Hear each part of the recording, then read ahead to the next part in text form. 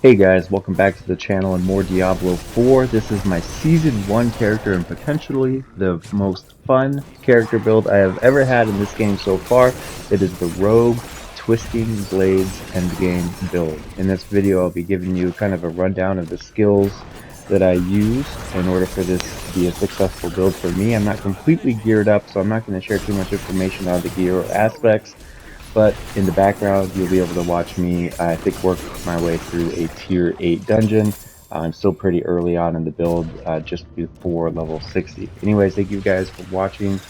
Please like, comment, and subscribe. Share your thoughts on the build and maybe other things that I can do with the build. Obviously, I take some inspiration from builds I've seen online, but if you have better ideas that can help me improve, I'm happy to implement them. Thank you again. The first skill you're going to unlock will be your generator, which is puncture, and you throw blades a short distance, dealing a little bit amount of damage.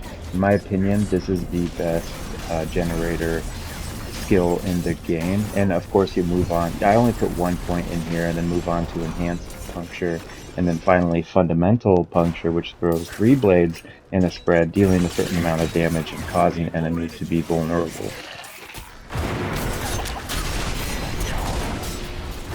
Before discussing the next skill and the primary DPS skill, one thing that you'll need to obtain is the Blade Dancer's aspect, and this could be earned by completing Jalal's Vigil in Sauce Glen.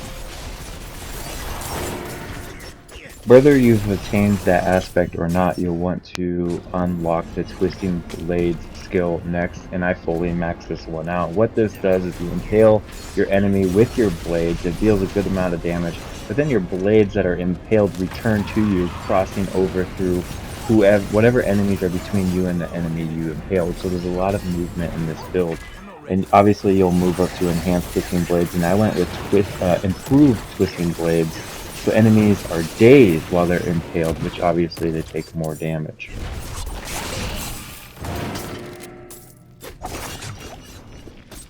In order for your twisting blades to pass through the maximum amount of enemies after impaling the initial enemy, you'll want to unlock 2 skills that allow you to be more agile on the battlefield. The first one is dash, and this is literally what it sounds. You dash forward through enemies and slash them for some damage, so you're getting damage there.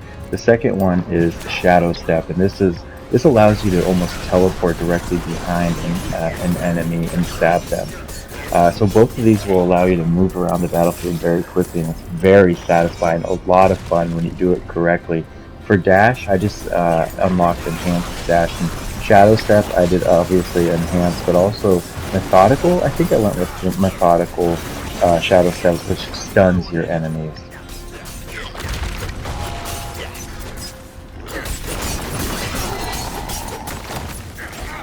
I forgot to mention that I will be showing some skills, the ones I discussed here, but also some of the passive skills that I chose.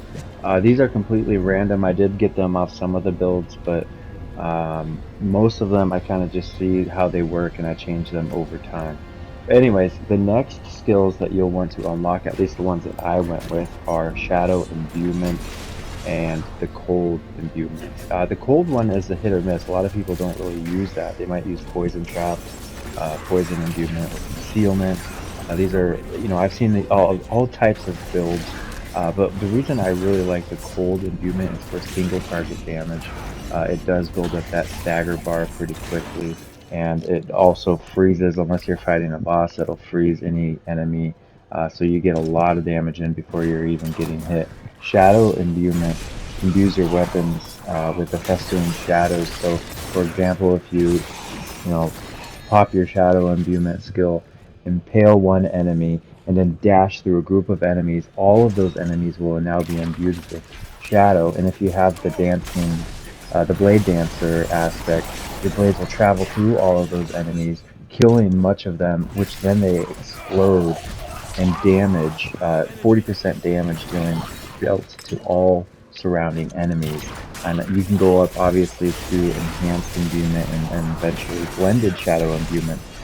Some people only choose to put one level into Shadow Imbuement, but I honestly leveled it up all the way just because it's massive amounts of damage when you're dealing with a lot of enemies, which since the newest update, they've added more of like population of enemies, more density of enemies in Nightmare Dungeons. So this Shadow Imbuement, when the enemies are exploding all over the place, is taking out the entire groups.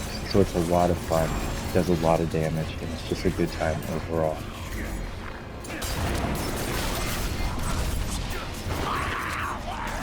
For the final part of the skill tree, you can pick one of these 5 skills here, and I'm still trying to figure out which one works best for me, but the two that I'm finding myself picking between are momentum and close quarters combat. So momentum, cutthroat skills grant a stack of momentum for 8 seconds and either hit a stunned, dazed, or frozen enemy, hit an enemy from behind, while at 3 stacks of momentum, you gain 20% increased damage reduction, which is important because this is kind of a glass cannon type of class. You get 30% increased energy regeneration and 15% increased movement speed. For close quarters, which is the one I started off with, and like I said, I'm kind of switching between these to see what works best for me.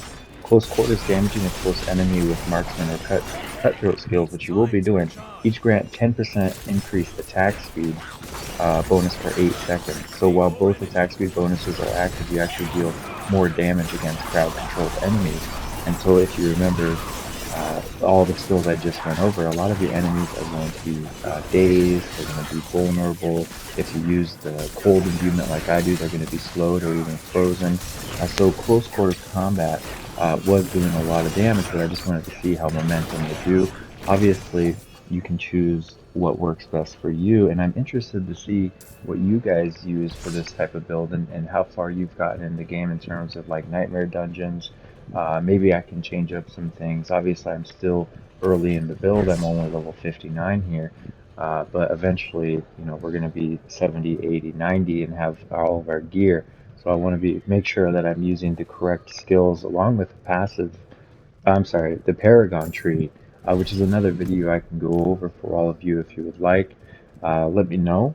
Please feel free again to like, comment, and subscribe. Enjoy the rest of the gameplay if you'd like. I appreciate it if you made this far. And I look forward to hearing from you all. Have a good day. Bye.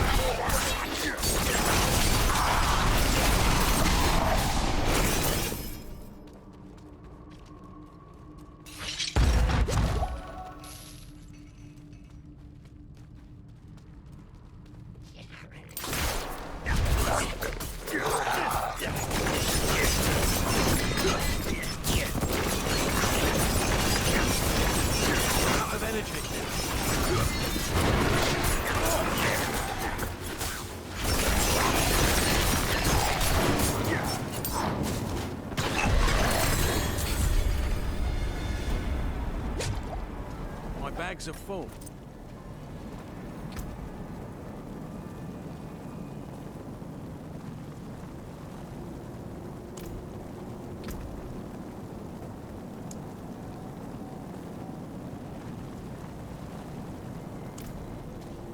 My bags are full.